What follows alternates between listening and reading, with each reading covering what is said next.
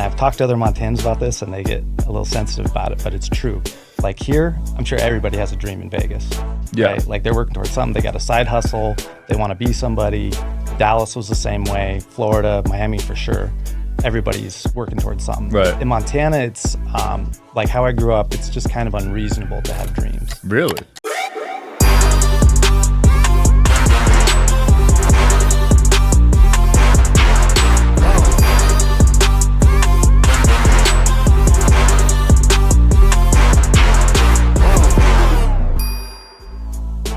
Wherever you guys are watching this show, I would truly appreciate it if you follow or subscribe. It helps a lot with the algorithm. It helps us get bigger and better guests, and it helps us grow the team. Truly means a lot. Thank you guys for supporting, and here's the episode.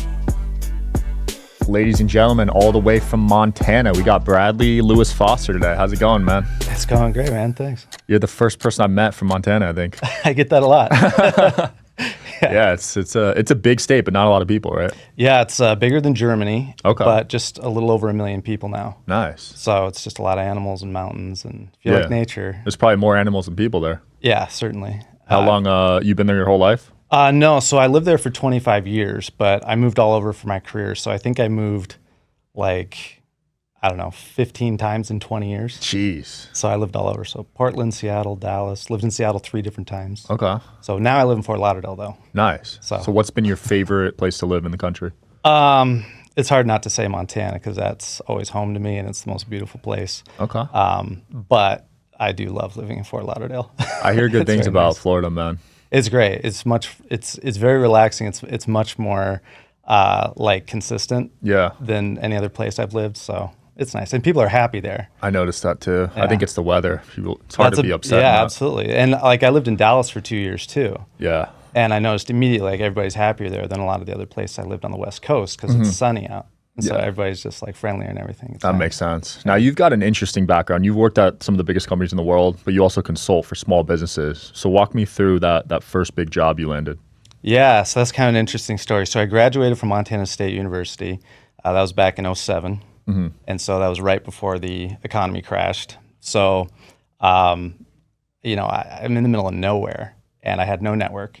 And so I'd taken this course that really made me kind of fall in love with advertising. So I made it my goal. I was like, I'm going to go work for a big ad agency. It's like, but I'm in the middle of nowhere. So how am I going to do that? So I just moved out to Portland where my sister lived. And she was nice enough to let me stay with her and her husband for 3 months.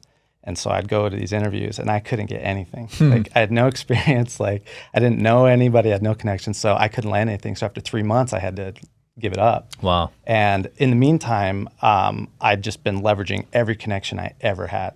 So it was like friends of friends of friends. And so, you put enough, out there, eventually something can come back your way. Right. And so I ended up getting a job at Disney. But in the meantime, I'd moved back to Montana. I was living on my friend's couch. I lived with my parents for, I think, like 3 days before that. They kicked you out? No, I was so determined that I was like, I'm going to go live on my friend's couch and we're going to start a business. Yeah. He was a graphic designer and we were like, we're going to start our own firm. Like, who would hire us? But we had this, big ambition and he's super talented. He's got a shop in LA. Like he's one of the best I've ever worked with. And I've worked with some amazing graphic designers and he's still one of the best I've ever worked with, Corey Grabo. And so, but then I got the call from Disney and so I moved out to Seattle and got really lucky. But the funny thing is that the way that I got the job is it was one of my best friends who's a farmer, big farmer. His aunt's accountant's daughter worked for Disney. His aunt's accountant's daughter. That's a lot of layers. That's and like 4 layers away. Yes, and I hadn't met any of them other than my friend, right? Wow. So, but that's what I mean when I refused to give up. And like everybody's telling me like, oh, just go work at a restaurant, go work at Foot Locker or whatever, just so you can have a job. And I was like, no, because the time that I would spend going and working at that kind of a job is time I'm not applying to other jobs that is like working towards my dream and time not talking to the people who can help me. And so I just refused to give up. And so that's why, even though I was on my parents' couch, or not their couch, but I was at my parents' house for a couple days, it was only a couple of days because I was talking to my friend saying, what can we do? Yeah. And so I was happy to live on his couch and start something. What an interesting perspective, because most parents would advise their kids to work their way up, start off like a cashier or whatever at a grocery store. Shout out to today's sponsor, Factor. Factor's got delicious, ready-to-eat meals that make eating better every single day. Wherever tomorrow takes you, be ready with pre-prepared, chef-crafted, and dietitian-approved meals. Guys, they got over 35 different options a week, so you could definitely find something you like. They got vegan, they got keto, they got veggie, they got a lot of meat, whatever you guys are in the mood for. They got 2-minute meals, fuel up fast, they're restaurant quality. All you gotta do is heat them up. You don't gotta do anything else, no cooking, none of that. They also got snacks, smoothies, and more, and they got a wide variety of easy options for the day, like breakfast, midday bites, and more. They've done the math, guys. This is actually less expensive than takeout, and all their meals, like I said earlier, are dietitian approved, so they're nutritious and delicious. It's the perfect solution if you're looking for fast meals. It's flexible for your schedule. You could choose between 6 to 18 meals per week. No prep, guys. Definitely check it out. factormeals.com/DSH50 for 50% off your order. That's a big discount, guys. factormeals.com/DSH50. Check them out. Yeah, I think Montana's kind of unique. A lot of parents would want their kids to have security, so they want to have their bills paid and they want to have, make sure that their kid has something. Yeah. But Montana, it's an interesting place because it's unlike anywhere I've ever lived that it's not common where people have dreams there. Mm-hmm. And I've talked to other Montanans about this and they get a little sensitive about it, but it's true. Like here, I'm sure everybody has a dream in Vegas. Yeah. Right? Like they're working towards something. They got a side hustle. They want to be somebody. Dallas was the same way. Florida, Miami for sure. Everybody's working towards something. Right. In Montana, it's like how I grew up, it's just kind of unreasonable to have dreams. Really? Yeah, because life is simple out there, we don't have, like, what job could I have got in marketing? Like, what company would I have worked for out there? You guys are just living off the lay of the land out there. Pretty much, yeah. Like, that's how I grew up. Like, for me, I grew up in a town of 2,000 people. We didn't have stoplights. Really? Yeah. So how'd you drive? Oh, I've been driving since, I was, I don't know, like 12, 13.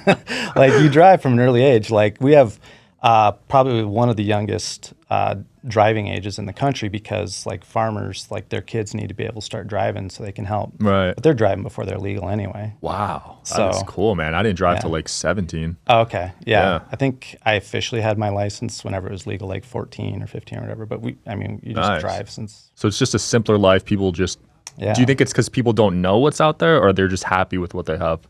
It's probably a combo of those two things. Like, for us, it's just normal. Like, I've been hunting and fishing my whole life. So, like, it's funny because, like, when I meet people, especially in Florida, a lot of people think Montana's in Canada. When I talk to people in Florida, like, is that in the U.S.? I'm like, yeah, it's in the U.S. So that's why when you say I'm the first person you met from Montana, it's like, I'm not surprised. Yeah, because you said there's only 1 million there, right? Yeah. Some cities have more than that. Yeah, our biggest city is probably only 125,000. Wow. But that was a huge city to me. What was it called? Billings. I think I've heard of that, actually. Yeah. I've shipped some stuff there. Nice. When I used to do e-commerce. Yeah. But like, for us, it's just kind of it's kind of still a frontier. Mm-hmm. And so it's great though, because that experience growing up like that, I wouldn't trade it for anything. Like, a lot of the reason I'm successful is because of that upbringing. Those humble beginnings, right? Yeah. And it teaches you to read people. It teaches you to have perspective on what's important in life and what isn't.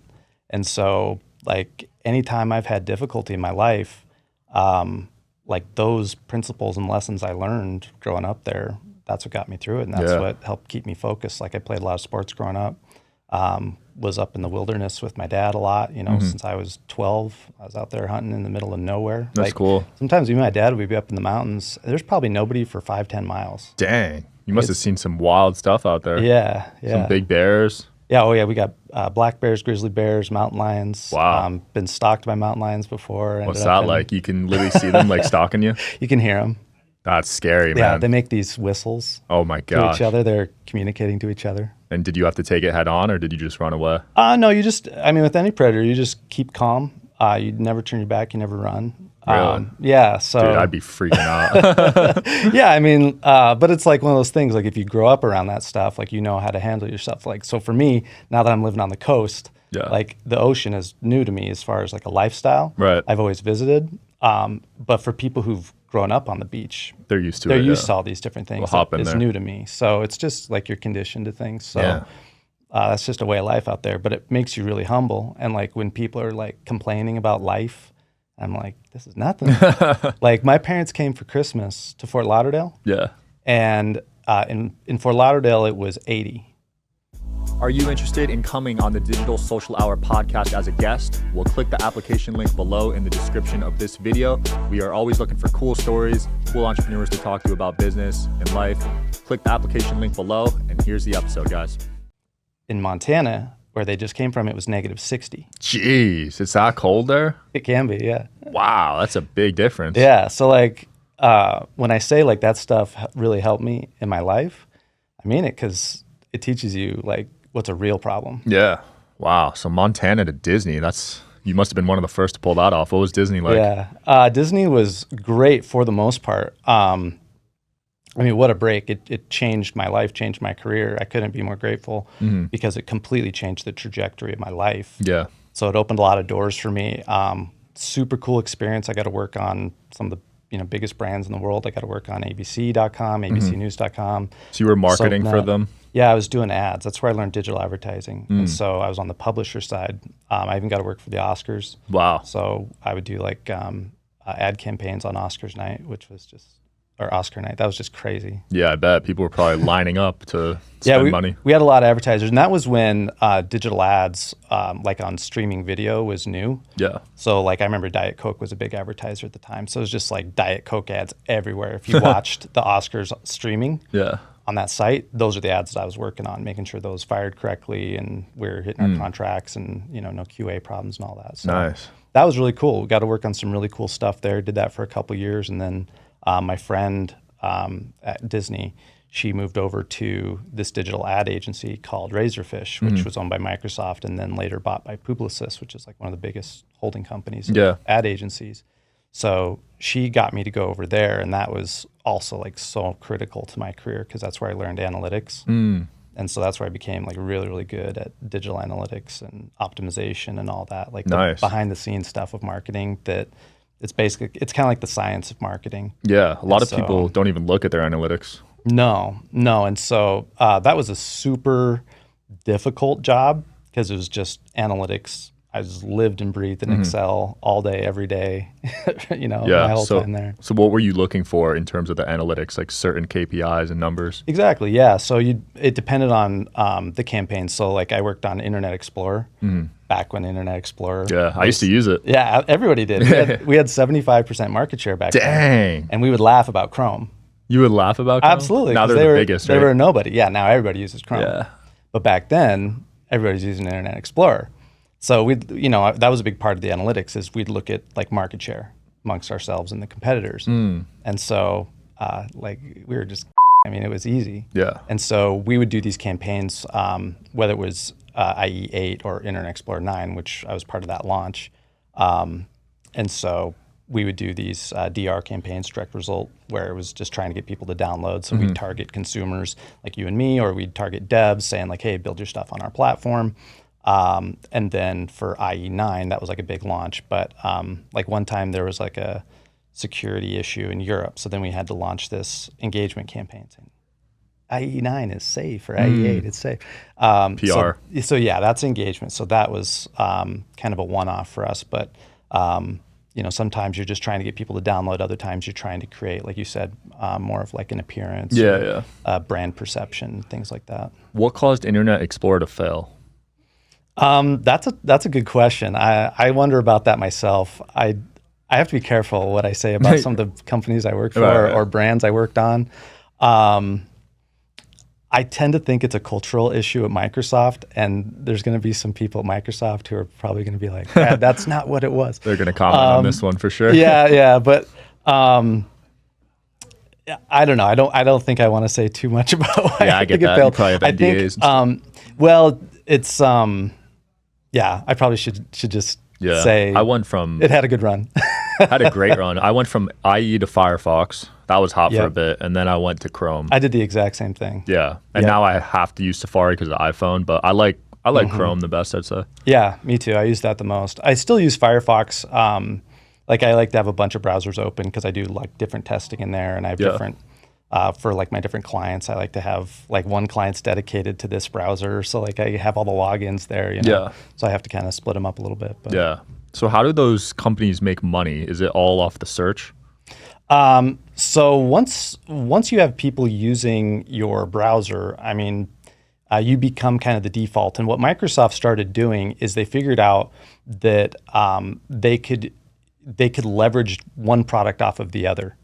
And so, for example, like let's say you're using IE7 and everything's going great, and that actually became kind of an issue because think of all the like government or large companies who are using Internet Explorer, who don't want to update their programs when the browser needs to update. Right. And so one thing that Microsoft is very good at doing is, like I said, leveraging one product off the other. So let's say that a new version of Windows comes out, and maybe you have to get the new version of Windows in order for your browser to start working properly again. Like if your browser stops functioning, like, you need to update, the only way to do that is if you get the new Windows. So you can use it to sell other products. Got it. So kind of like a top of funnel. Yeah, it's almost some of these companies are really, really smart at picking and choosing which products they want to be their loss leader.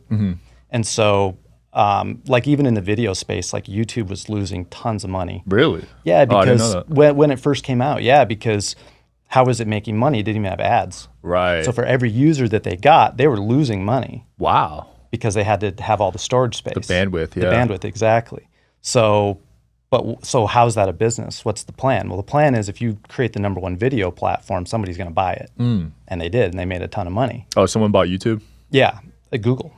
Oh, I thought they started it. Okay. So some other guy started it. And they made a ton of money. Oh, I bet. Yep, just like Instagram. Oh, yeah. They could have sold for more, though. Yeah, in the end. That was a steal, I think. $1 billion for that. Yeah, but Zuckerberg, I mean, that's what a great product that is now for them. But I mean, at the time, again, that's another platform that was probably losing money, but they knew that if we build the #1 platform, somebody will buy us out, and that's what happened. Yeah, I think in order to get those huge exits, you have to be willing to lose for years. Exactly. Yeah, a lot of people don't have that. Not even the mindset, just the resourcefulness in terms of capital to do that. Yeah, exactly. Yeah, a big part of it is your investors. Yeah. Yeah, because they have to be very patient. Oh, yeah. I don't buy into the plan. I actually don't take investments anymore because of that issue. Yeah. I don't want to deal with customer service. Exactly. And then they want to have control over your product too, which is an issue. That's the game you play when you raise money. So after IE, is that when you started doing the more entrepreneurship, small business route? Yeah, what's interesting is I've always been a musician, and I eventually became a writer too, and so those were like my biggest passions. So I was always joking with my friends, I was always reluctantly successful because marketing was always like something I had to do, but I was always so much more focused on music. That was like my #1 passion. So like on weekends at nights, like all I did is work on my music. And so that's what I wanted to be. And so that was my entrepreneurial side, is that I started this company and used it initially just for like publishing music and books, like a record label and music publisher, that sort of thing.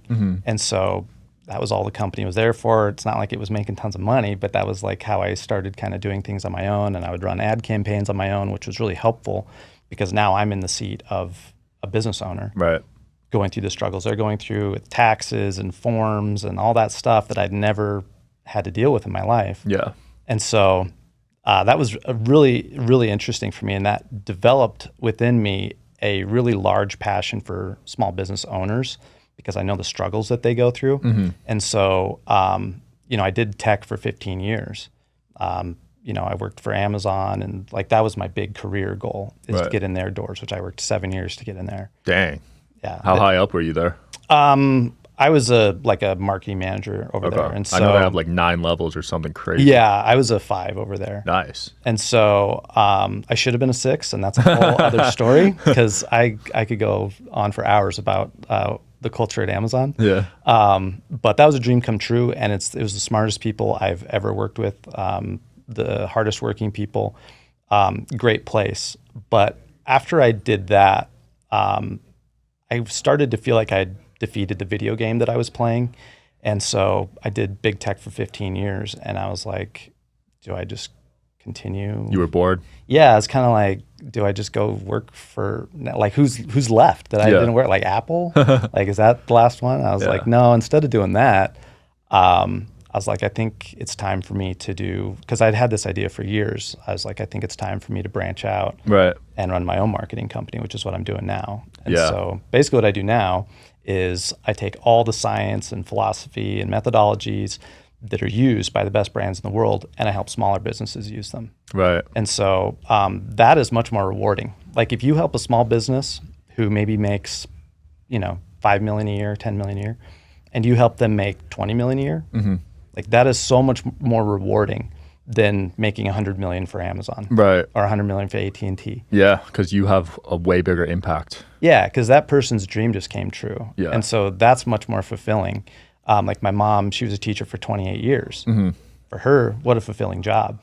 She watches these people grow and she helps, prepare them for the real world. Yeah. And that's a very fulfilling job. But for me, like working for those big companies, it was really cool and really helpful, but it wasn't the most fulfilling thing in the world. In fact, it was, if anything, it was kind of crushing in a lot of ways, because you deal with a lot of fools, you deal with a lot of bureaucracy, a lot of politics, a lot of BS. And so, it has some fulfillment in it for sure. But the advice I would give to people is like, because this is something I didn't do until I was in my 30s, that I didn't have a plan at all. I had no plan.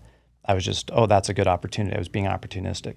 And so I was just jumping. That's why I moved so many times, because I would jump from one job to the next, good opportunity, a promotion, whatever.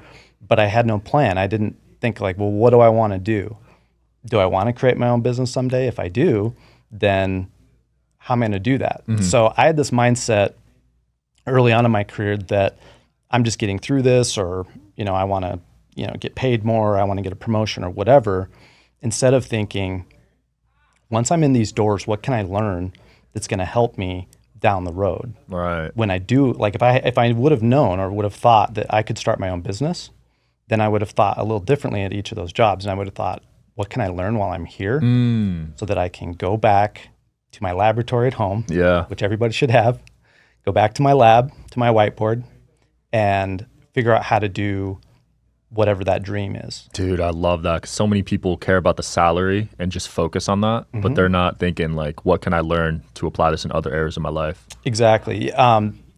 One thing that I teach people in the training that I do, because that's another side of my business as well, is marketing training, career training, is that, you don't have to just start your business right away. There's this pathway that I really like where, like, let's say you wanted to start a food truck. Instead of just going and buying a food truck and figuring out how that works, what if you, for a year, went and got a job at a food truck or went and got a job at a restaurant? Yeah. And you learned the industry. You learned everything you could learn. Do you think you'd be more or less successful going down that path than if you just buy all the stuff and hope it goes well? For sure. And a lot of people just do that. They just buy everything and then they realize how hard it is. Yeah. And believe me, I've had my business a long time, and it started off more, I guess you could call it hobby, passion, whatever, and now transitioned into this like marketing consulting and training company. But I had a lot of bumps along the way and hard lessons. Right. And I was taking that other approach that, I'll just do stuff and then it'll just magically work out. But it doesn't work everyone, that way. I think, does it just naturally, right? Yeah, it's instinct. But the truth is, if I would have had that mindset to learn every single thing that I could at a job while I was there, anything that could have helped me get that much closer to my dreams, I'd have been set up much faster. Yeah. And I'd been much more successful. But that's just kind of the lessons you have to learn in life. Absolutely. I think. What are some common issues you see with your clients, like in terms of running a business? So probably the number one thing that I see, and it isn't just small businesses. It's I saw it at Amazon. I've seen it at large companies too. People, they kind of misunderstand these two fundamental components of every business, and that is the creation of the thing. So what is it that you're going to offer? And then the delivery of that thing to people. So if you create like an e-commerce business, you will spend so much time picking the perfect products, whether you're white labeling or whatever. Yeah. You're going to pick the right manufacturer. You're going to spend so much time perfecting your product, creating your website. Hopefully you create a business plan. That's one of the big problems I see is people don't create business plans. Yeah. But people spend so much time working on the creation side. And then when it comes time to hand it to people and say, here you go, this is what I created, what do you think? And do that part, the marketing, people put no time into it. And they certainly put no budget into it. Yeah, they always offer something minimal for marketing. Yeah, and it's incredible. Like I said, even large corporations, they'll spend millions or hundreds of millions of dollars on this product. Yeah. And then the marketing budget's like nothing. I know, it's wild. And it works for Elon Musk, but that's the only person I know that can pull that off. Yeah, there's certain people like, that can use like Twitter as a platform or X, that they can use social media and just, in one post. But the product has to happen. be exceptional. Like it worked for Tesla because it was one of a kind. Yeah, well, and actually too, like if you think about like Threads, that blew up overnight, right? Yeah. Because they already had the platform, but most people don't have that platform. Right. So the other thing I see people do that's a mistake is, not only are they not putting forth like a substantial budget to grow their business, and they're not even really doing research on what should their budget be or what other people do. Like they just don't really do much research on it. Yeah, they just make up a number. Yeah, or actually they have no number. It's very common when I'm talking to clients, I go, okay, what's your marketing budget for the year? And they go, well. I've been there before. That's fun. I used to have a marketing agency, so you know that. So relatable. Yeah, they go, well. And so then like what I find most business owners are what I would call opportunistic marketers. Yeah. And so that means that they don't have a plan. They just see things come up that they go, oh, that looks interesting, or that looks cool. So the radio calls them. They go, hey, we're having a big sale. You want to be on the radio? Oh, a big sale, you say. Okay, cool, let's do it. Or hey, the magazine is calling, the local magazine's calling. Big sale. They go, oh, wow, I could be on the back page. Wow, cool.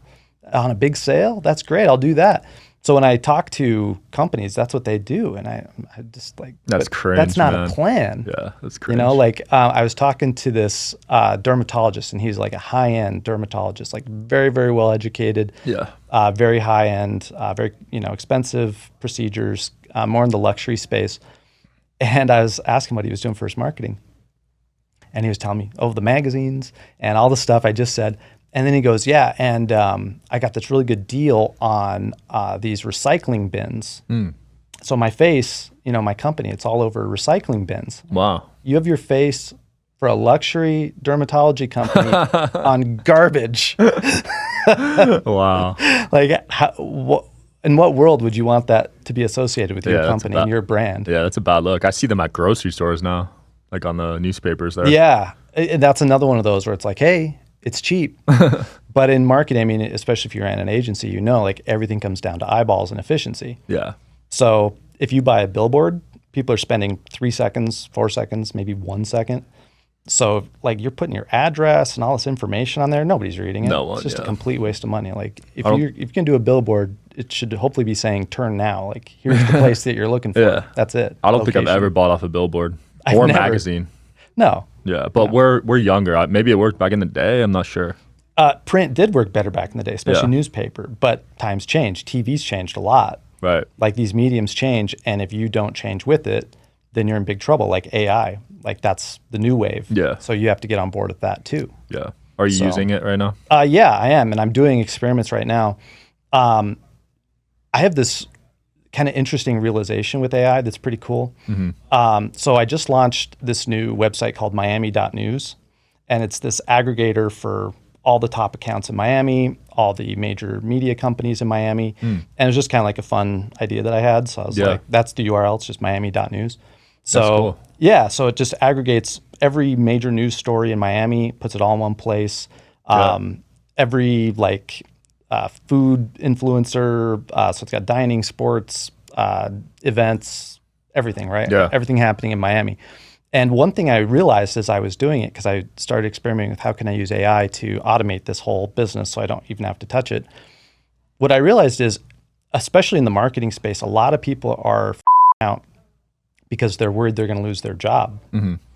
Like if you're a content creator, like a content writer, it's a big concern. Yeah, all the writers in Hollywood are out right now, right? The strike. Yep. But what I think it's going to do in the end is it's going to fast forward the gig economy that we're already starting to see. And because I'm a big fan of having dreams and having goals, I actually think it's a good thing because it's going to force people to create their own businesses. Wow.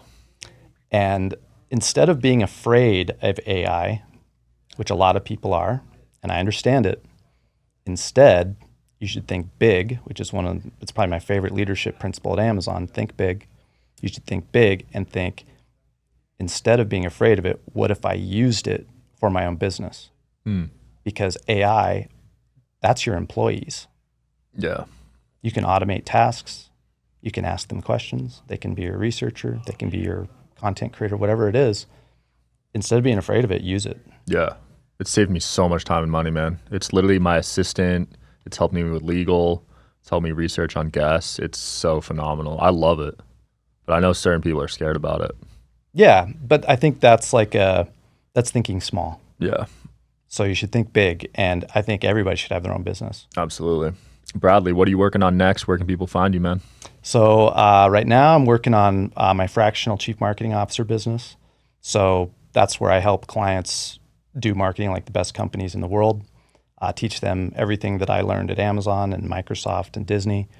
And so I take on clients and I take over their marketing. I do that for small and medium-sized companies.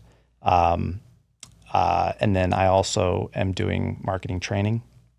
So I just launched a marketing masterclass that's on demand. So people can go buy my training program and learn everything that I learned while I was working for all these companies and start to think like how these marketers think. And it's a lot more science than you'd think. I used to joke when I was at Amazon that I was a marketing scientist because I used to have to write these 20-page research papers on my marketing strategy. 20 pages. Yeah. And this was before AI, so you actually had to write every word yourself. It's a big part of your job there, actually. You had to write? Yeah, you do. And Amazon has a specific writing style. Yeah. And so that's a big part of it. They call it a 6-pager. Oh, man. That's like the rule there. I have nightmares from essays in high school. Yeah, and this is very technical writing too. So like we use the scientific method in marketing a lot. And so, when you write one of these research papers, you're using the scientific method, like here's your hypothesis and, here's what you think is going to happen and here's how you're going to pivot depending on the data and all this. So, but it's called a 6-pager because that's like the rule at Amazon. The paper can't be over 6 pages. Jeez. But your appendix can be unlimited. So it's never 6 pages. So your appendix will just be, That's where you reference everything, right? Yeah. So it's like your paper starts out 15, 20 pages. And then they go, okay, now you got to cut it down to 6, which means you keep everything that you wrote and you just push it into the appendix. So it's never a 6-pager. Wow. That is interesting. That's funny. Well, dude, thanks so much for coming on. Yeah, thank you. Yeah, we'll link everything in the video. Perfect. Thanks for watching, guys, as always, and I'll see you tomorrow.